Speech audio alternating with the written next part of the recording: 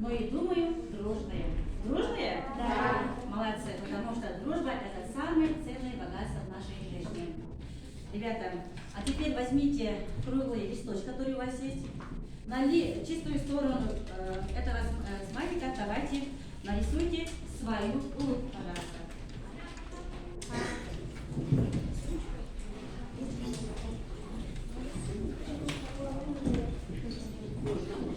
А вместе нарисуем свою улыбку, пожалуйста.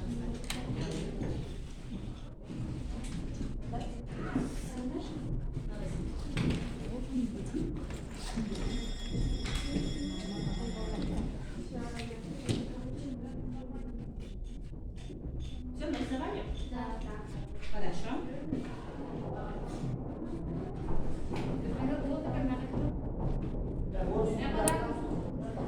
А сейчас, ребята, попрошу подарить свои улыбки своему соседу.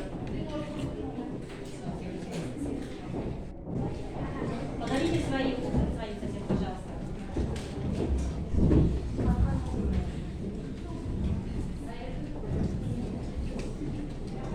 Вижу, что вы все уже улыбаетесь, да, ребята?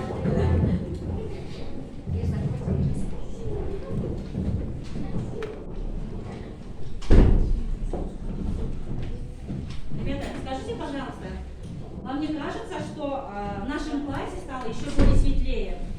От ваших улыбок, да, конечно? Какие они разные и не похожие, как вы и сами.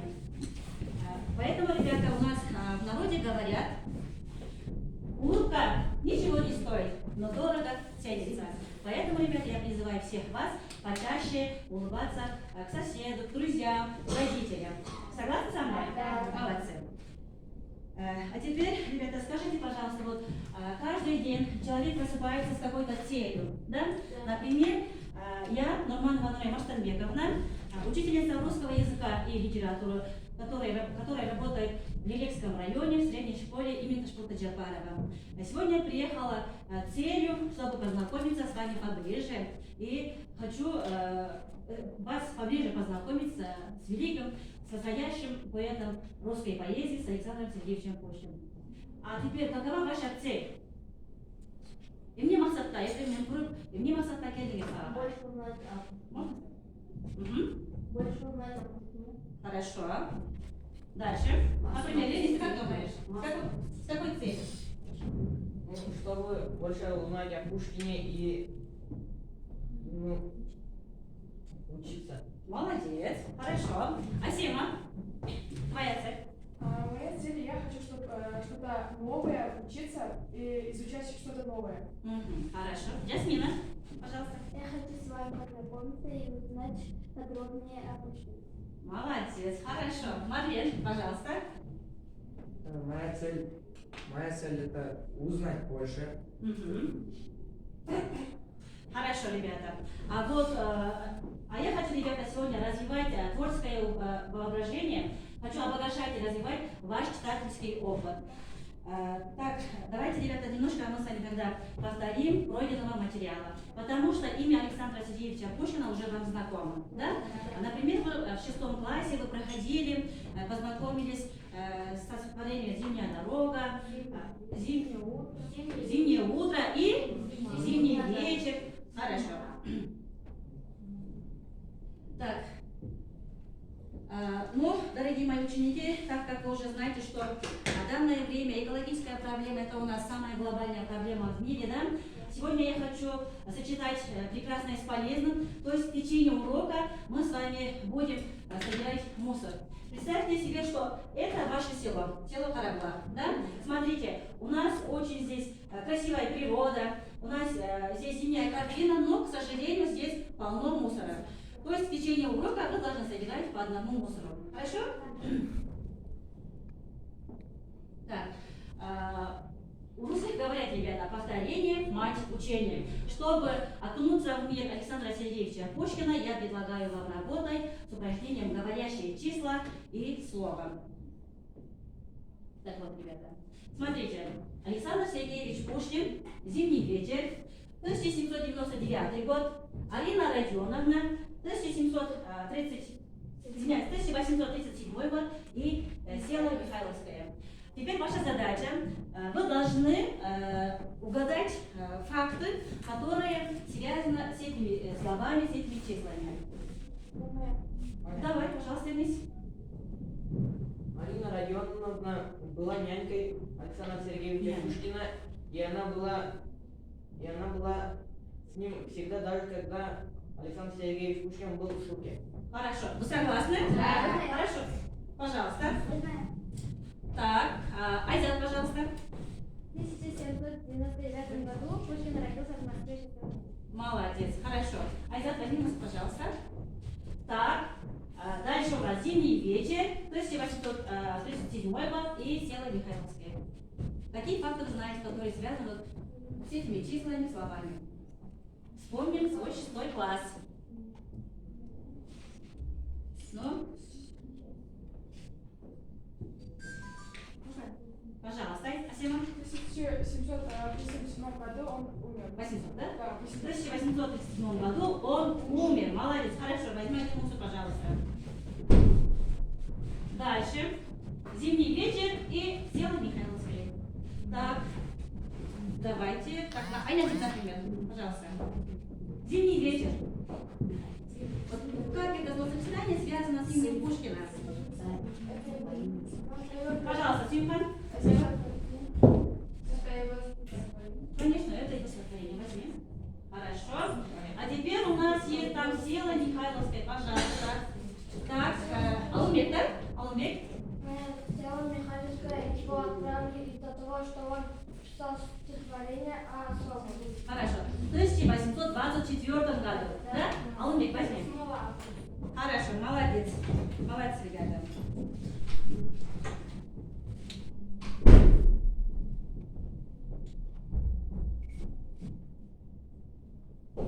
Молодцы, ребята. Таким образом мы с вами немножко вспоминали о Пушкине, то есть узнали о нем побольше, да?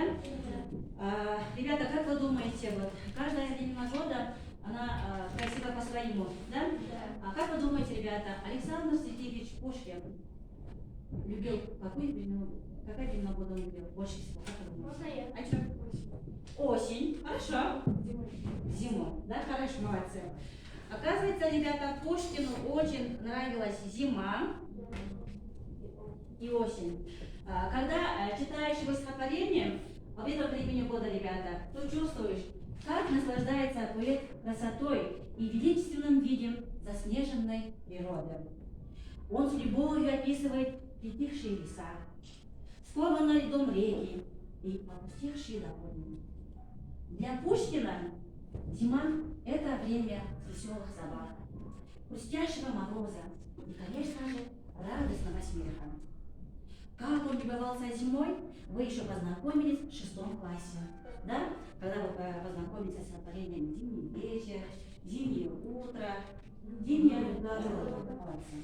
Его зимние стихи, ребята, очень ярко-солнечные, звонкие. Вы согласны со мной? Да. Хорошо.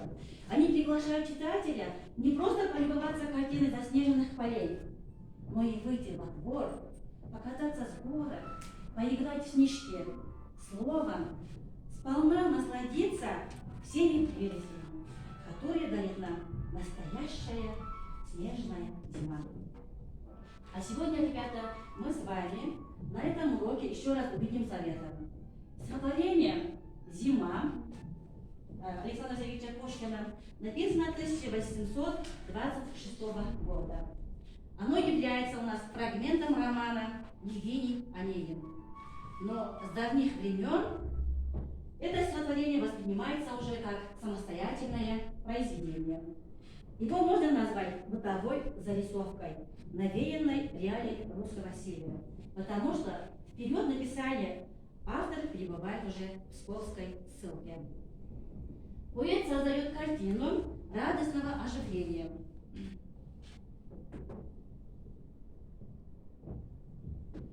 Среди людей царит праздничное оживление, ожидание приятных перемен. Надоевшая всем грязь и бездорожье ушли в прошлое. Мороз не только сковал землю, она вдобавок покрылась долгожданным снегом. Теперь к вам вопрос, ребята. А вы тоже любите зиму? Да. Почему? Можно? Пожалуйста. Потому что зима везде белая и прекрасное чудо. Хорошо. Так, Абубакир, пожалуйста. У меня будет 31 декабря день. Ой, двойной праздник будет, да? Поздравляю. Хорошо. Помешай. Ну, мы будем играть. Будем играть змейки. Ага. И будем лепить снеговика. Хорошо. Вот это механика, так, хорошо. Так, это... Мгм. Молодец. А Емис, ты как думаешь? Зима это чудесное время года, потому что зимой можно кататься с горок, а в других временах года нельзя. И еще зимой ночью очень прекрасно, потому что от лунного света снег отражает, и ночью все светится как. Да, философское мышление. Молодец, Эрнест, хорошо. Александр Васильевич Пушкин тоже любил русскую зиму, я вам уже сказала, да? Что же ему нравилось в зиме? Чтобы ответить на этот вопрос, сегодня мы с вами будем работать над стихотворением «Зима» из крестьяне торжествуя, да? Хорошо, ребят, тогда я предлагаю сейчас вам закрывать свои глазки и слушать. Закрывать свои глазки.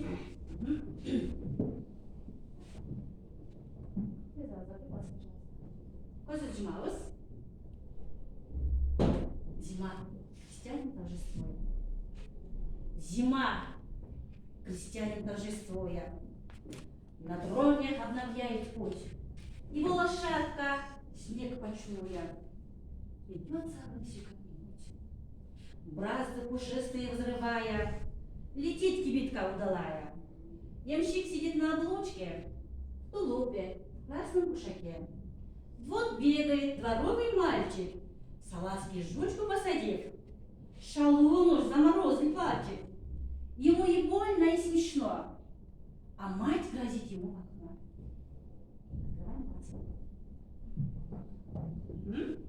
Вот, ребята, я вам прочитала стихотворение «Зима», и перед нами уже возникает картина. Возникает картина, да? Представили перед собой картину, да? Только, ребята, учите, поэт нарисовал картину только словами, не красками, да? Чтобы хорошо рассмотреть картину, надо не просто прочитать, надо увидеть каждое слово. Согласны? Да. Хорошо. А теперь, ребята, я хочу предлагать вам прочитать про себя стихотворение Александра Васильевича Пушкина «Зима». Пожалуйста, прочитаем. И через одну улицу, если вы здесь.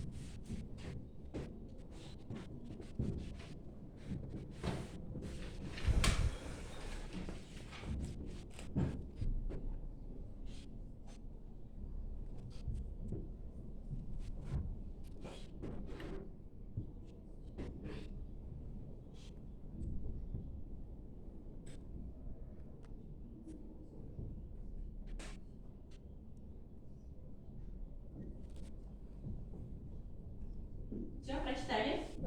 Хорошо. Скажите, пожалуйста, там есть незнакомые слова для вас? Вообще? Есть. Есть, да? Некоторые слова там уже для нас незнакомые. Например, вот первое слово, это крестьянин. Крестьянин, ребята, это в деревнях называли людей, которые выращивают хлеб, ухаживают за скотиной. Да? Это вы уже знали? Вот, там есть слово «дровня». Дровня – это сани, на которых возят дрова.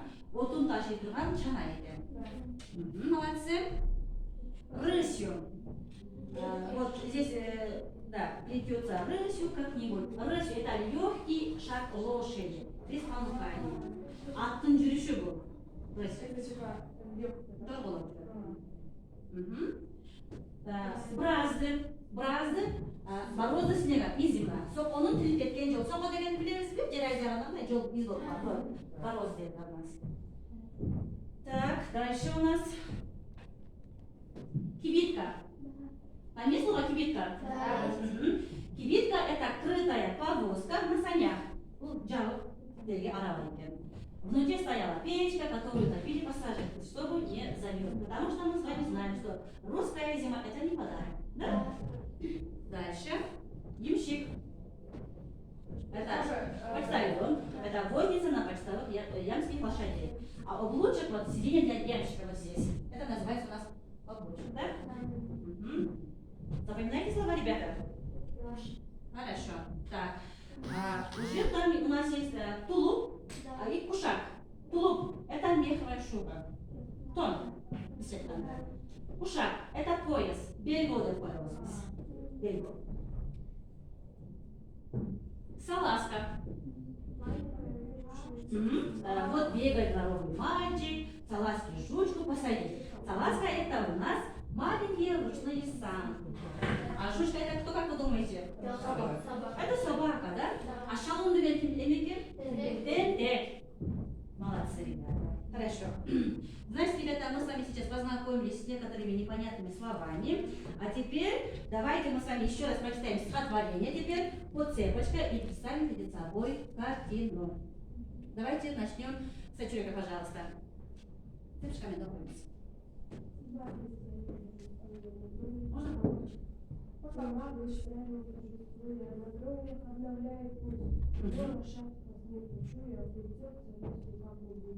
Молодец. Теперь вам такой вопрос.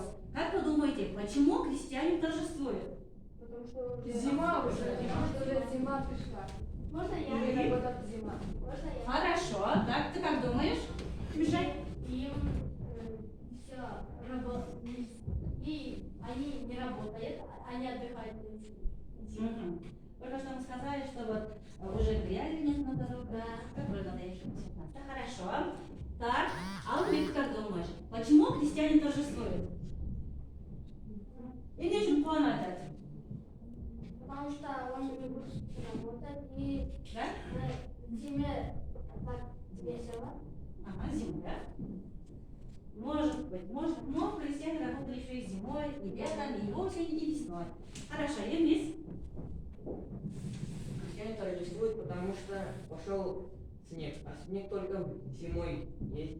И поэтому еще приближается Новый год, самый главный праздник года. Мгм. Значит, крестьяне торжествуют, что скоро светит Новый год. Да. И в Хорошо. каждом доме уютно. Молодец, хорошо. Так, дальше представить нас Айназик. Раз запиши снег бывая, летит кибитка удалая, ямщик сидит на пушке, лупе в красном шаге. Мгм. Теперь, Айназик, ты, пожалуйста, расскажи нам, что ты представляешь перед собой. Картину. Вы сказали, когда все перестепни. Вижу зиму, Или? стала белым, Ага, хорошо. Кибитка. Летит. Летит. Хорошо. Так. Можно? А еще давайте. Так, мешай. Спасибо, Айназик. На дороге разные бразды. Мгм. И ямщик тоже. Мгм. И он оделся в службу. Нет, Вот. он оделся в красный кушак. Нет, лупер. Красный шашок. Да. Хорошо. Ваиш, пожалуйста. Какую картину ты представляешь перед собой? Қандай сурет елестеттің? Қандай қышқы пейзаж елестетесің алдыңа? Көз алдыңа.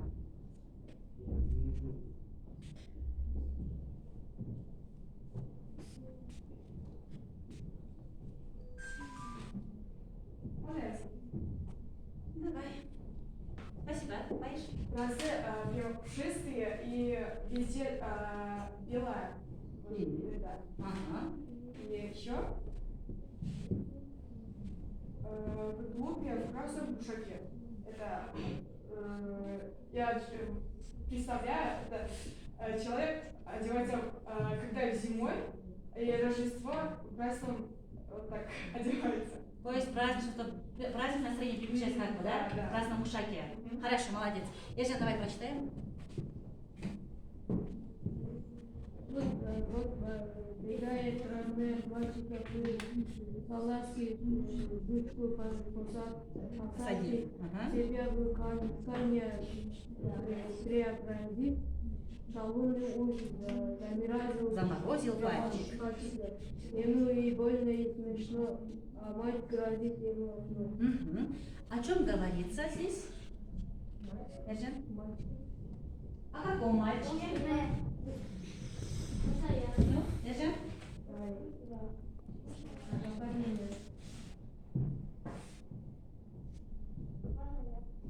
Так, спасибо. Давай, Жасмина. Спасибо. Бегает здоровый мальчик Ага. и Он превратил себя в коня Ага.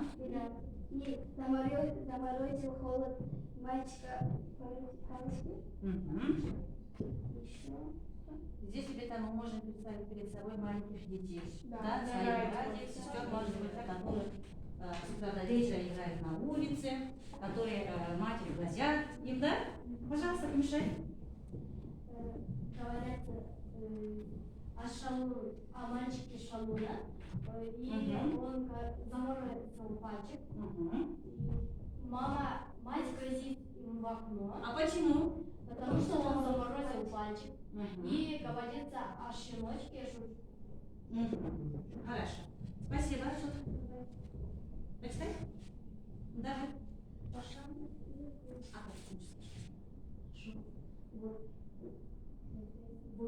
Мгм. Вот бегает воровый мальчик, ласки в ручку посадил, себя в коня приотрастил, Шалун уж заморозил пальчик, и больно и смешно, а мальчик грозит ему. Хорошо. А когда-нибудь ты играла так? Сама. Да? Действие может быть. В детстве я играла, но мама меня И грозила. да. Хорошо. Молодец. Хорошо, ребята. Молодцы, ребята. Вы уже достаточно познакомились, немножко мы с вами анализировали, да? А теперь давайте, ребята, мы с вами закрепляем свои знания. Закрепление знаний – это ключ к успеху. Я предлагаю, ребята, вам работать с приложением Трivенди. Трivенди деген приложениемен іштейбіз. Гуглға кіресіңдер.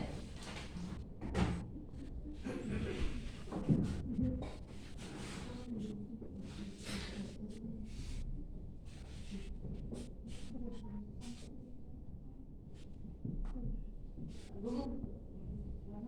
Трivенди называется приложение. Учредим так. Заново входить. Нет?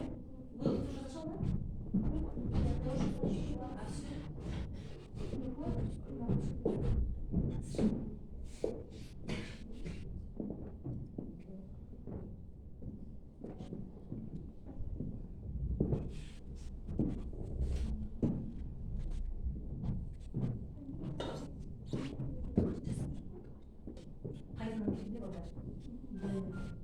Привет, какого написано? Нет, нет, нет. Нет.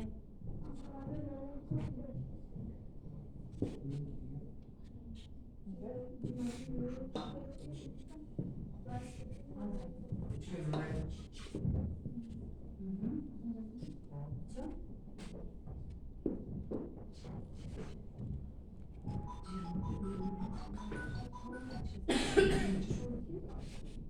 Сейчас. Мне даже не может надо. Попробуйте, слушай. Попробуй, попробуй.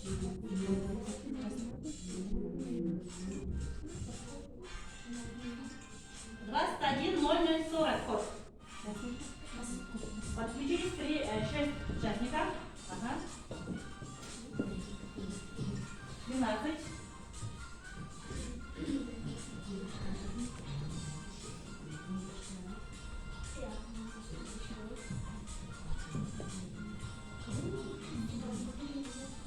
Так, двое остались. Тим пошел в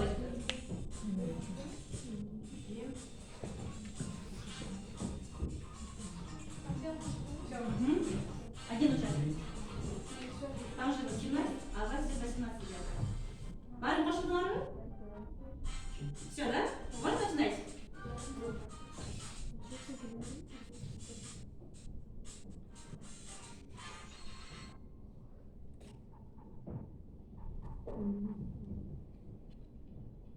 Когда было написано стихотворение?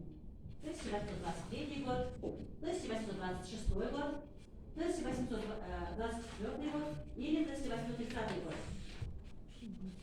Отвечаем правильного варианта.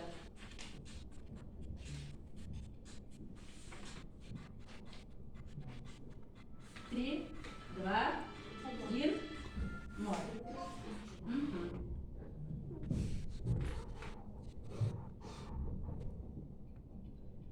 Как переводится слово «кушак» на кыргызский язык, ребята? Бейбол, тон не переводится или арава?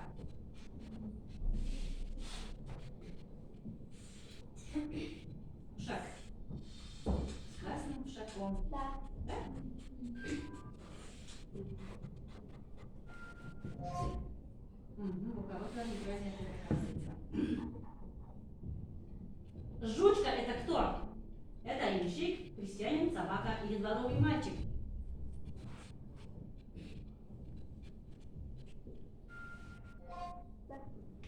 Мгм.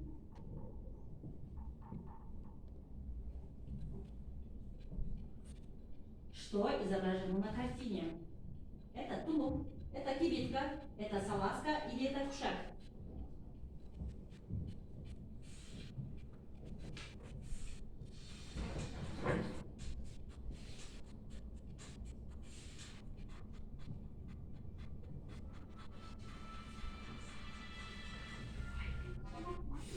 Хорошо.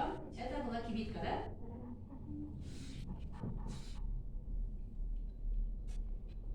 Кто сотворил считается шалуном? Дворовый мальчик, крестьянин, ямщик или жучка? Шалун, ты есть? Да.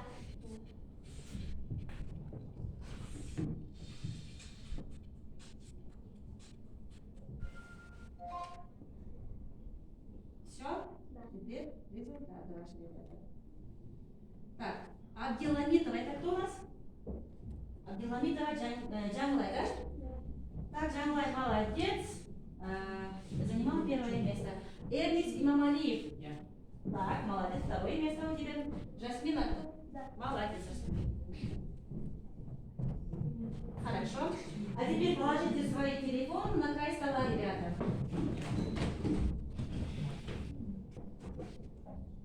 Ну, как вам наше приложение? Отлично. Отлично? Хорошо. А теперь, ребята, я хочу вам предлагать работу с методом 6 шляп.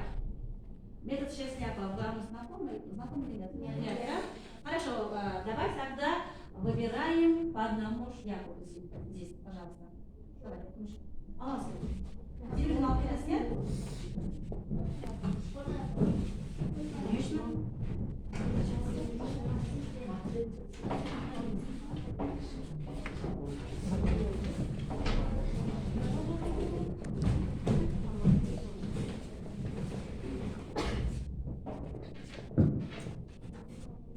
Так, все взяли. У вас белая шляпа.